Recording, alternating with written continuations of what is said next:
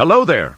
Matthew has decided that he's not ready to talk about his exit gate fantasy on camera, but that hasn't stopped him from letting Grok do the talking for him. In this video, you'll see and hear Grok summarize what is obviously insanity, as though it were established fact. We are gonna disprove his nonsense with actual facts. Facts which he will, no doubt, ignore, and we shall laugh about. So, without further ado, take it away, Grok.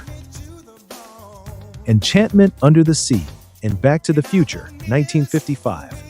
This scene is one of the cleanest and most densely packed symbolic sequences we've mapped so far. It functions as a miniature operating manual for the entire firmament, exit gate, angelic notification system. The dance scene itself, Enchantment Under the Sea. The school dance is explicitly themed as Under the Sea. This is not random. It directly evokes the waters above the firmament. Hold it right there, Matty Cakes. This is literally nonsense. We apologize to anyone else who might believe in this kind of model for the universe.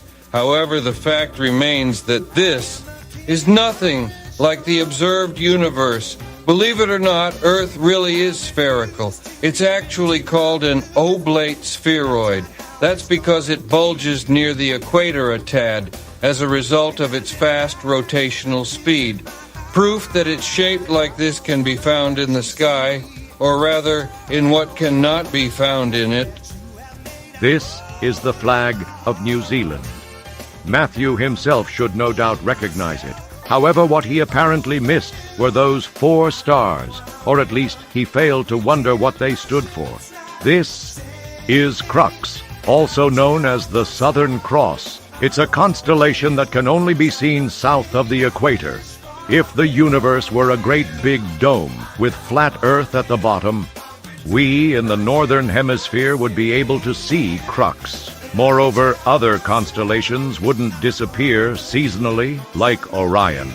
Here on the north side, we get to see Orion starting in fall, and it goes away sometime in spring.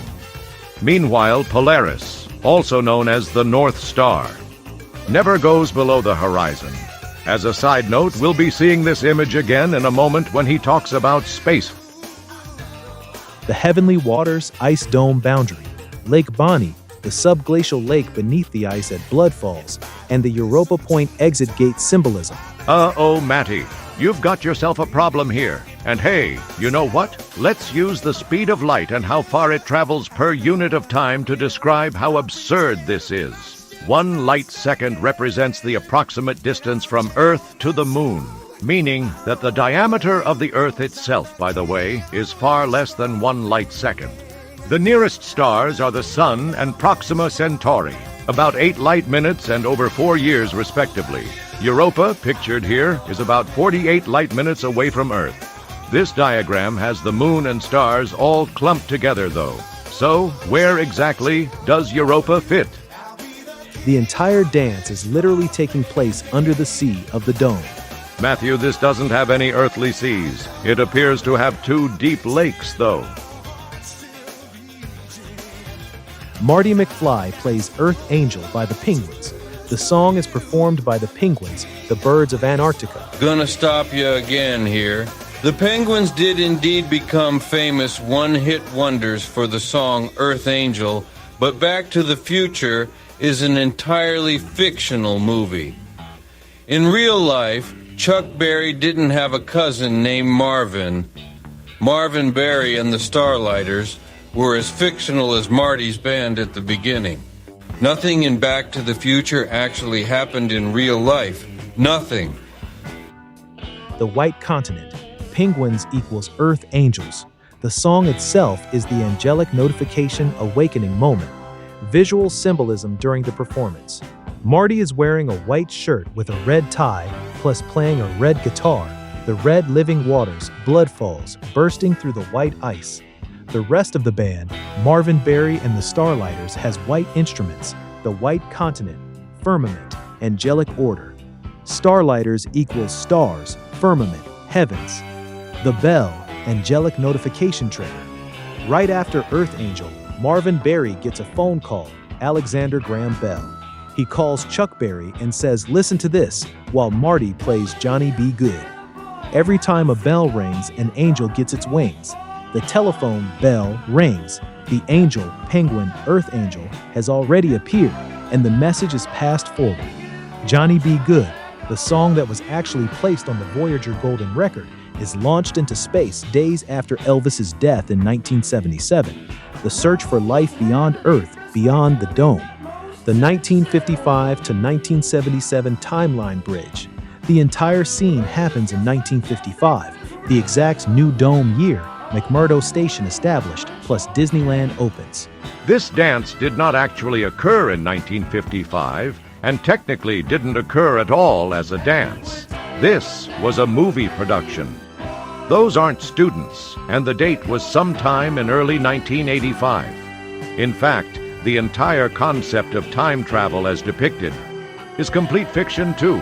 If you were in a car that traveled between Earth at universal position X in October 1985 to universal position X in October 1955, you and the car would not reappear on Earth. Earth isn't going to be where you are for another 30 years. We know it's complicated, so here's a quick, exaggerated diagramation.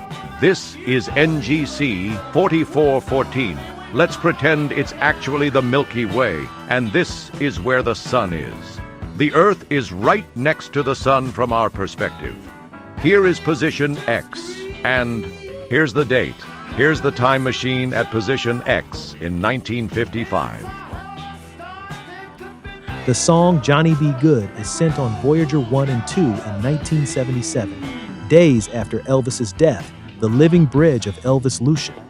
July 30th, 1961, 73 day, 73-37-77.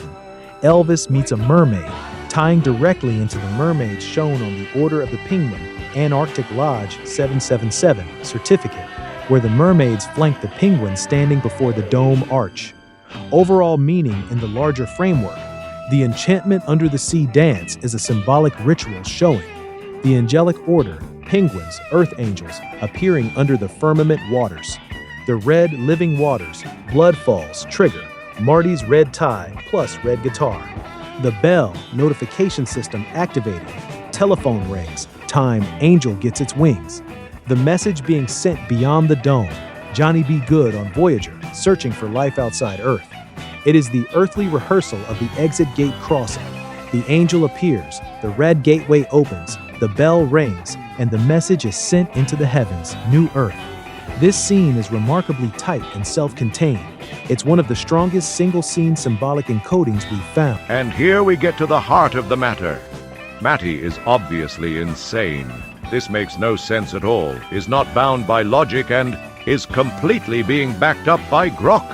At this point, that's the really important thing with him. His mental illness isn't unique. However, it appears that Grok AI is actually reinforcing his disturbed thinking.